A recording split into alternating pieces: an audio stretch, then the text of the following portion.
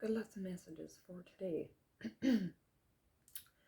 And I really enjoyed doing the reading. Well, it was more like a message. We heard a message and then we decoded the message. I'm just vibing today. It's such a beautiful day.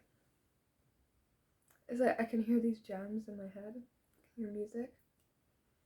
I'm just vibing with it. Alrighty. Really? No battery again? Come on now. Come on now. These solar storms got everything zapping, huh? Got everything zapping. Let's see what we can do about this low battery situation. Isn't much of a situation if you know how to do things and operate. And we're all learning all of the time.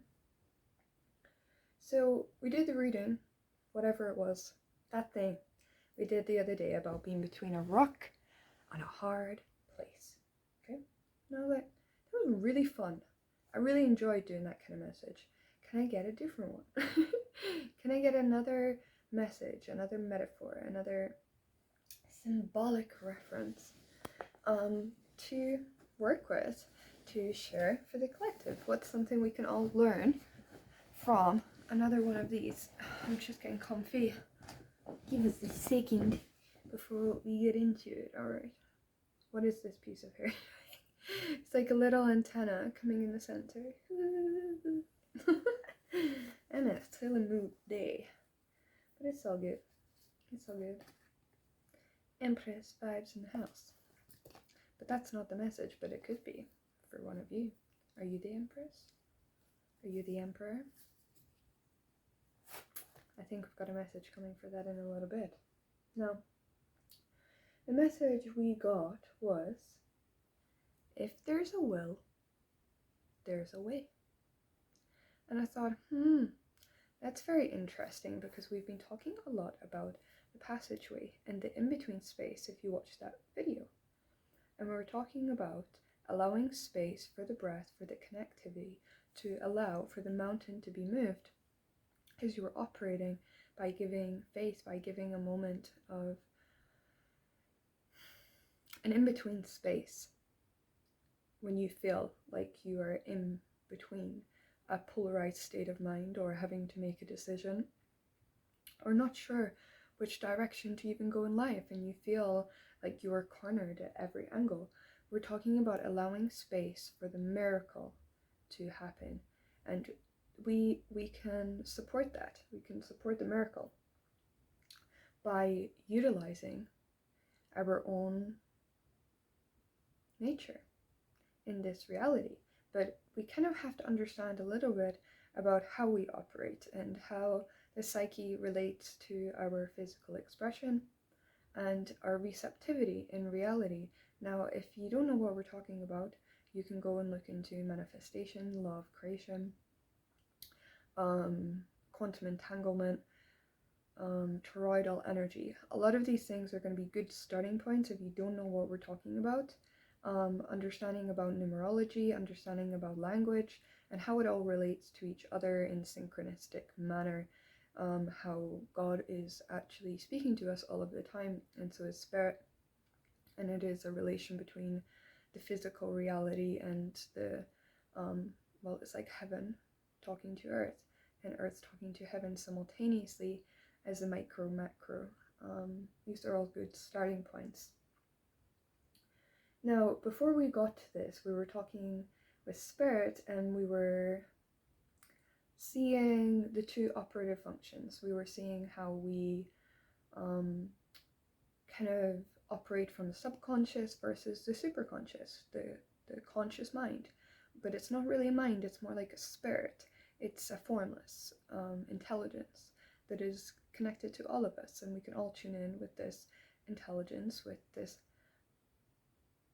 fluidity, this organic light that is really a masterpiece, genius of there are a few words we can use to describe what that truly is, but there's going to be lots of different words we can use to help people more understand what we're talking about.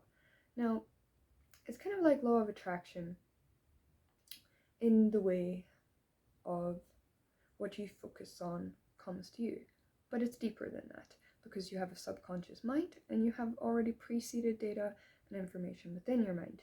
Now, we're talking about the nature, we are talking about the undulating, we're talking about the rise and fall of energy, and we're talking about the push-pull, we're talking about magnetism.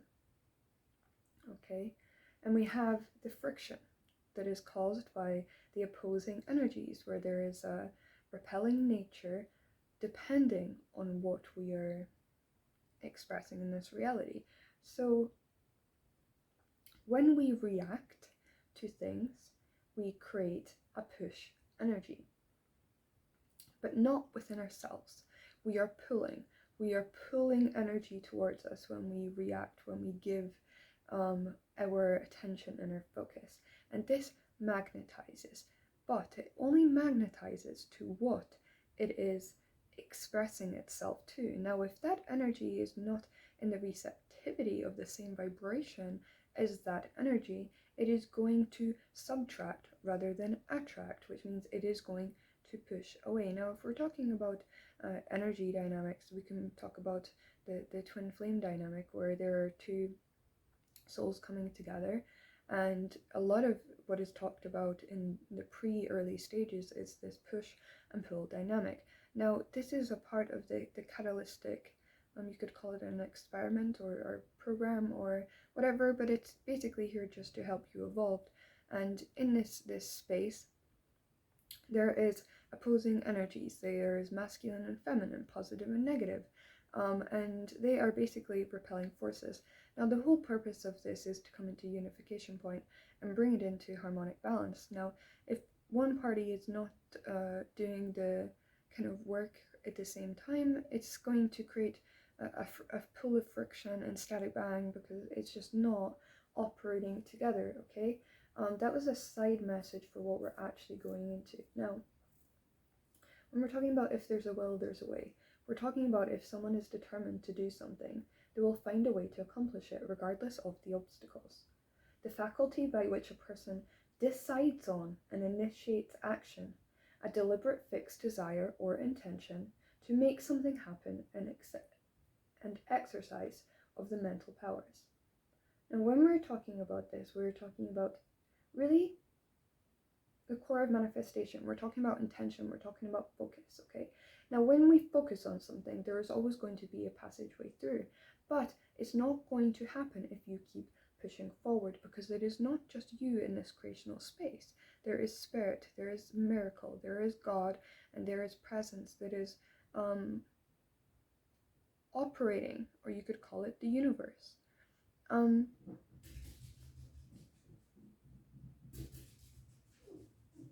So that's part one, and we will continue in a little bit.